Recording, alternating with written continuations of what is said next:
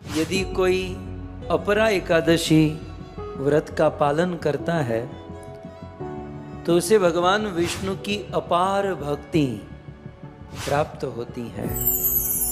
उनके जीवन में भक्ति में, सेवा में श्रद्धा की वृद्धि होती है। यदि भगवान विष्णु की कोई पूजा करे, अपरा एकादशी के दिन भगवान विष्णु की पूजा करने से अपार धन की प्राप्ति होती है। पद्म पुराण में लिखा है कि ये अपरा एकादशी मोक्ष तो देती ही है, ये एकादशी भक्ति तो देने वाली है ही, लेकिन यह अपरा एकादशी का व्रत भौतिक सुख और धन आदि भी प्रदान करती है। बड़ा पवित्र दिन है, ज्येष्ठ मास कृष्ण पक्ष की एकादशी, जिसे अपरा एकादशी कहते हैं। अपरा एकादशी तिथि है। अपरा एकादशी की महिमा यदि आपको कहूं तो अपरा शब्द का अर्थ होता है अपार। अपरा शब्द का अर्थ होता है अतिरिक्त। एकादशी का जो नाम है अपरा एकादशी, इनका नाम ही इनका गुण है। पद्म पुराण जैसे अनेकों ग्रंथों में इनकी महिमा बताई गई है। यदि कोई अपरा एकादशी व्रत का पालन करता है तो उसे भगवान विष्णु की अपार भक्ति प्राप्त होती है। उनके जीवन में भक्ति में, सेवा में श्रद्धा की वृद्धि होती है। यदि भगवान विष्णु की कोई पूजा करे, अपरा एकादशी के दिन भगवान विष्णु की पूजा करने से अपार धन की प्राप्ति होती है। पद्म पुराण में लिखा है कि ये अपरा एकादशी मोक्ष तो देती ही है, ये एकादशी भक्ति तो देने वाली है ही, लेकिन यह अपरा एकादशी का व्रत भौतिक सुख और धन आदि भी प्रदान करती है। अपरा एकादशी के दिन भगवान विष्णु के 5वें अवतार भगवान वामन की पूजा का, भगवान वामन की कथा श्रवण करने का अधिक फल है। यदि कोई व्रत रखता है, निर्जला सजला सफला, तो ऐसा कहते हैं कि उसे अपार पुण्य की प्राप्ति होती है। अपरा एकादशी के व्रत के प्रभाव से एक तो उनकी लोक में, संसार में प्रसिद्धि होती है, जो आपको नहीं चाहिए। आप लोग तो अमानी न मान देना, लेकिन जो अभी भी कुछ लोग को लाइक चाहिए, फॉलोवर्स ज़्यादा चाहिए, प्रसिद्धि होती है। ये बाई प्रोडक्ट है, मतलब इसके लिए तो कौन कोई मेहनत नहीं करता, लेकिन अपरा एकादशी का ये फल है कि लोक में प्रसिद्धि होती है। ऐसा कहा गया है, जाने अनजाने में, वर्तमान में या भूतकाल में या भविष्य में, यदि कोई ब्रह्म हत्या का पाप करता है, और बहुत बड़ा जघन्य पाप माना गया है ब्रह्म हत्या का पाप, व्रत करने से ब्रह्म हत्या का पाप से वो मुक्त हो जाता है। यदि ऐसा पाप किया है कि वो अगले जन्म में प्रेत बनने वाला हो, तो वह प्रेत योनि से भी मुक्त हो जाता है। दूसरों की निंदा करने से जो पाप लगता है, आप लोगों ने तो कभी किसी की निंदा की ही नहीं होगी, आप तो निंदा क्या है वो जानते ही नहीं होंगे, लेकिन जाने अनजाने में यदि किसी की निंदा हो गई है, उस पाप को यदि धोना है तो अपरा एकादशी व्रत का पालन करना चाहिए। 4 रेगुलेटिव प्रिंसिपल जो भागवत में लिखे गए और शिल प्रभुपाद जी ने कहे, वो तो हम लोग अभी अभी से शुरू किए हैं ना। पहले तो जोर शोर में जो आया खा लिया, जो भी कर लिया है। लेकिन कहते हैं अपरा एकादशी करने से वो चारों नियम जिसका पालन हमने पूर्व में नहीं किया और उसका जो पाप है उससे हम मुक्त हो सकते हैं। झूठी गवाही देने से, असत्य भाषण करने से, झूठा वेद पढ़ने से, गलत गलत बातें करने से, दूसरों को ठगने से जो भी पाप लगता है वह भयंकर पाप आज अपरा एकादशी व्रत का पालन करने से नष्ट हो जाता है। ऐसा कहते हैं कि युद्ध क्षेत्र से यदि कोई क्षत्रिय भाग जाए तो उसे नरक में जाना पड़ता है? युद्ध से यदि कोई भागे तो उसे नरक में जाना पड़ता है।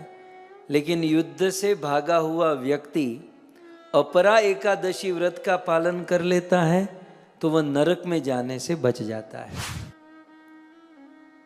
एक बहुत बड़ा पाप आजकल हो रहा है, कुछ लोग को पता है? कौन सा पाप?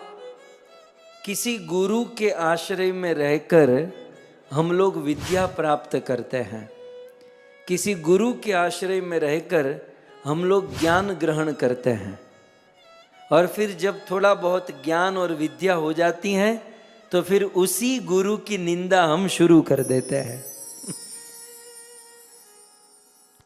जिस गुरु से ज्ञान मिला, जिस गुरु से भक्ति मिली, जिस गुरु से हमें बहुत कुछ मिला, हम उस गुरु की निंदा करने में भी रुकते नहीं हैं। और ये बहुत बड़ा पाप माना गया है और ऐसा व्यक्ति सीधा नरक में जाता है। प्रहलाद महाराज, ध्रुव महाराज ने तो कहा कि उसकी तो नरक में भी जगह नहीं मिलती। ये जघन्य पाप है। गुरु अपराधी, गुरु द्रोही इसे कहते हैं। लेकिन पुराणों में लिखा है कि आज अपरा एकादशी व्रत का पालन करने से गुरु द्रोह जैसा बड़ा पाप से भी व्यक्ति मुक्त हो जाता है। हमारे भारत में तीर्थराज पुष्कर है। पुष्कर में, और वो भी कार्तिक महीने में स्नान करने से जो फल मिलता है, गंगा में स्नान करने से जो फल मिलता है, वही फल अपरा एकादशी के दिन व्रत करने से प्राप्त हो जाता है। बुधवार के दिन गोमती नदी में स्नान करने का फल और कुंभ में केदारनाथ के दर्शन का फल और सूर्य ग्रहण में बद्रीनाथ धाम में नर नारायण के दर्शन का फल, ये तीनों मिलाकर जितना फल मिलता है उतना फल एकमात्र अपरा एकादशी व्रत का पालन करने से मिल जाता है। ये सब श्लोकों में लिखा है, मैं केवल उसका ट्रांसलेशन कर रहा हूं। जो फल हजारों गाय, हाथी और घोड़ा दान करने से मिलता है और साथ ही साथ सुवर्ण दान करने से जो फल प्राप्त होता है, वही फल अपरा एकादशी के दिन व्रत करने से मिलता है। अपरा एकादशी का व्रत पाप रूपी वृक्ष को काटने के लिए कुल्हाड़ी के समान कहा गया। पाप रूपी अंधकार को दूर करने के लिए अपरा एकादशी का व्रत सूर्य के समान कहा गया है। पद्म पुराण में कहते हैं कि इस अपरा एकादशी के व्रत से व्यक्ति को वर्तमान जीवन में जो आर्थिक परेशानी हो रही है उससे राहत मिलती है यदि अपरा एकादशी व्रत का पालन करता है। और अगले जन्म में, वैसे तो इसी जन्म में भगवत प्राप्ति मुक्ति निश्चित है, लेकिन कुछ अधूरा रह गया तो अपरा एकादशी का व्रत प्राप्त करने से अगले जन्म में धनवान कुल में जन्म प्राप्त होता है। सो अपरा एकादशी की ये सब महिमा है। बहुत सुंदर कथा है। एक राजा थे जिसका नाम था महीध्वज। क्या नाम था? वो तो हमको ही याद रखना है ना, आप लोगों तो क्या है? महीध्वज, ठीक है। लेकिन और ये महीध्वज राजा बहुत बड़े धर्मात्मा थे। लेकिन इसका छोटा भाई जिसका नाम था वज्रध्वज, ये थोड़ा सा उल्टी खोपड़ी का था, क्रूर था, अधर्मी था और अन्यायी था। कौन? वज्रध्वज। और महीध्वज बड़ा भाई धर्मात्मा था, भक्त था। अब ये छोटा भाई वज्रध्वज अपने बड़े भाई महीध्वज से द्वेष करता था, द्वेष रखता था। बड़ा भाई है, मुझसे आगे निकल गया, शासन करता है, ये है वो है, बहुत सारी परेशानी थी। तो एक दिन वो छोटे भाई ने, उस पापी वज्रध्वज ने क्या किया, एक दिन रात को बड़े भाई महीध्वज सो रहे थे, अपने भाई को, सोए हुए भाई को तलवार से मस्तक काट दिया, उसे मार दिया। और उसके शरीर को रातों रात एक जंगली पीपल, उसके राज्य में पीपल का पेड़ था, वहां खड्डा करके गाड़ दिया। अब अकाल मृत्यु थी, कोई नेचुरल डेथ तो नहीं थी। सो अकाल मृत्यु होने के कारण वह महीध्वज मरने के बाद प्रेत बने और वो पीपल के नीचे रहने लगे। धीरे धीरे दिन, महीने, साल बीते। वेदव्यास मुनि लिखते हैं ये कथा। एक दिन धौम्य नाम के ऋषि, धौम्य ऋषि विचरण करते करते उस पीपल के पेड़ के पास आए और समझ गए कि यहां कोई प्रेत बैठा है। तो अपने भजन के, भक्ति के प्रभाव से वो प्रेत से बात करने लगे। उस प्रेत ने ये अपनी सारी घटना बताई। तब उस प्रेत ने कहा कि मुनिवर, आपने मुझे यहाँ पर देखा और मेरे से बात की, अब जब इतनी कृपा की है तो इस प्रेत योनि से आप मेरा उद्धार कर दीजिए। सो धौम्य ऋषि के हृदय में दया आई और महीध्वज जो प्रेत बने थे उसका उद्धार करने के लिए उन्होंने क्या किया? अपरा एकादशी का व्रत किया। धौम्य ऋषि ने आज के दिन अपरा एकादशी का व्रत किया। और अपरा माने अचला, अटल। और व्रत करने के बाद द्वादशी के दिन इस अपरा एकादशी के व्रत का फल उस महीध्वज, उस प्रेत को प्रदान कर दिया।